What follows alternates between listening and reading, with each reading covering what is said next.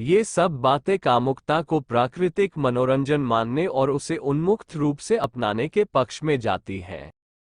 फलतः बंधन मुक्त यौनाचार जनसंख्या वृद्धि की नई विभीषिका खड़ी कर रहा है। गर्भनिरोध से लेकर भ्रूण हत्याओं तक को प्रोत्साहन मिलने के बाद भी जनसंख्या वृद्धि में तेजी से बढ़ोतरी हो रही है।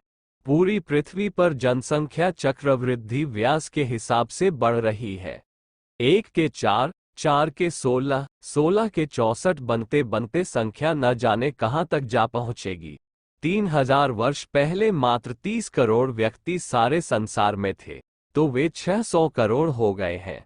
अब लगता है कि अगले 20 वर्षों में कम से कम दूने होकर ऐसा संकट उत्पन्न करेंगे, जिसमें मकान का, आहार का संकट तो रहेगा ही, रास्तों पर चलना भी मुश्किल हो जाएगा।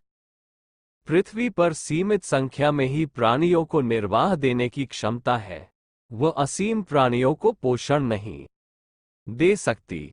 बढ़ता हुआ जन समुदाय अभी भी अगणित संकट खड़े कर रहा है। खाद्य उत्पादन के लिए भूमि कम पड़ती जा रही है। आवास के लिए बहुमंजिले मकान बन रहे हैं, फिर भी खेती के अतिरिक्त अन्य कार्यों के लिए भी भूमि की बड़ी मात्रा में आवश्यकता पड़ रही है। जंगल बुरी तरह कट रहे हैं, उससे घिरी हुई जमीन को खाली कर लेने की आवश्यकता कानूनी रोकथाम के होते हुए भी किसी न किसी तरह पूरी हो रही है। वन कटते जा रहे हैं, फलस्वरूप वायु प्रदूषण की रोकथाम का रास्ता बंद हो रहा है। जमीन में जड़ों की पकड़ न रहने से हर साल बाढ़ें आती हैं, भूमि कटती है, रेगिस्तान बनते हैं।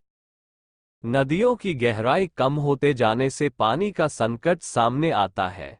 फर्नीचर, मकान और जलावन तक के लिए लकड़ी मुश्किल हो रही है।